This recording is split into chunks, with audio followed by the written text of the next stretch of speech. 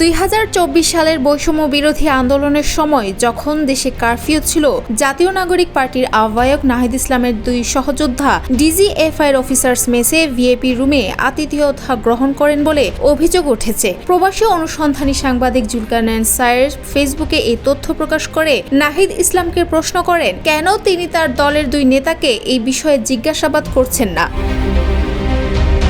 তার দাবি, যখন জনতা স্বৈরশাসনের বিরুদ্ধে রাস্তায় নেমেছিল তখন ওই দুই নেতা কেন নিরাপদে ডিজিএফআইয়ের মেসে বসে বিলাসী খাবার খাচ্ছিলেন। তিনি আরও অভিযোগ করেন ওই দুই নেতা পরে তাদের পুলিশে হস্তান্তর করার জন্য ডিজিএফআই কর্তৃপক্ষকে অনুরোধ করেন যাতে তারা বাকি সমন্বয়কদের সঙ্গে যুক্ত হতে পারেন।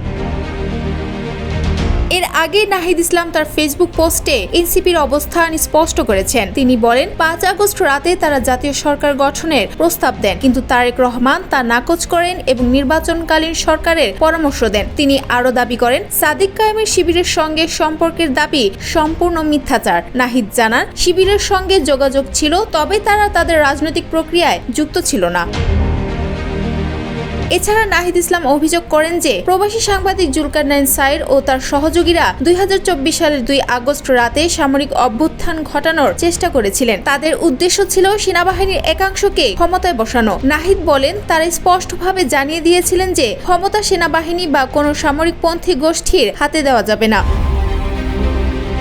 নাহিদ ইসলাম আরও উল্লেখ করেন সায়ের এবং তার সহযোগীরা বারবার তাদের বিরুদ্ধে পাল্টা নেতৃত্ব দাঁড় করানোর চেষ্টা করেছে এবং বিভিন্ন ধরনের অপপ্রচার চালিয়েছে। তবে তিনি দৃঢ়ভাবে বলেন যে মিথ্যার ওপর টিকে থাকা সম্ভব নয় এবং একদিন সত্য প্রকাশিত হবে। এদিকে বিএনপির মহাসচিব মির্জা ফখরুল ইসলাম আলমগীরের বক্তব্যকেও নাহিদ ইসলাম সমালোচনা করেছেন।